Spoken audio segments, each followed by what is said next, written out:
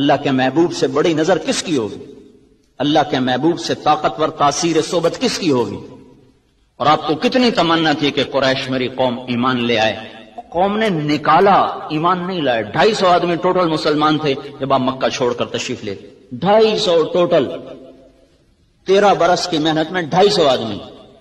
یہ زمانہ کرشمات کا نہیں ہے، معجزات کا نہیں ہے، اسباب کا جہان ہے، انسان بنانے پڑتے ہیں، اور انسان بنتا ہے مسجد میں جا کر۔ مسجد ہے جو انسان کو انسان بناتی، مسجد کی زندگی، مسجد کا ماحول ہے جو انسان کو انسان بناتا ہے، جس سے لیبارٹری میں آ کر سائنس کھلتی ہے، مسجد میں جا کر انسانیت کھلتی ہے۔ یہ پہلا گھر اللہ نے زمین پر بنایا تو مسجد کو، ان اول بیت وضع للناس للذی ببکۃ مبارکا، پہلا گھر جو ہم نے زمین پہ بنایا ہے وہ بیت اللہ کو بنایا ہے، مسجد کو بنایا۔ ہمارے نبی جب مدینے میں گئے سب سے پہلے قباء میں گئے تو مسجد بنائی، مدینے میں پہنچے تو مسجد کو بنایا، پھر امت کا تعلق مسجد کے ساتھ جوڑا۔ یہ تعلق انسانوں کو انسان بناتا ہے۔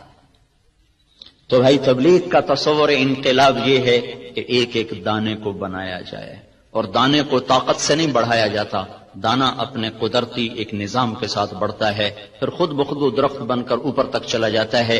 ایسے ہی انسانوں کو انسان بنانے کے لیے ایک محنت ہے، جب اس دھارے میں ڈال دیا جاتا ہے تو آہستہ آہستہ آہستہ وہ خود انسانیت کے مراحل کو طے کرتے ہوئے پھلدار بن جاتے ہیں۔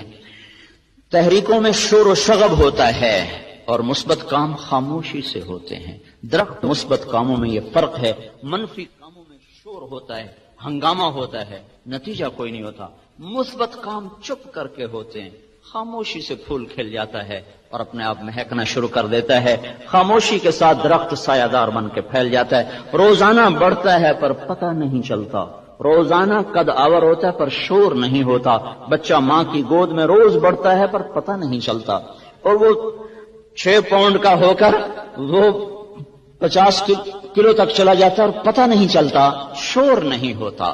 مثبت کام ایسے خاموشی کے ساتھ اپنا سفر شروع کرتے ہیں اور وہ ایک زندگی کو اپنی لپیٹ میں لے لیتے ہیں۔ ایک عرصے کے بعد مولانا الیاس صاحب رحمۃ اللہ علیہ نے تحریکی راستوں سے ہٹ کر مثبت راستوں پہ کام شروع کیا۔ 6 بر اعظم میں اللہ نے تبلیغ کی محنت کو متعارف کرا دی۔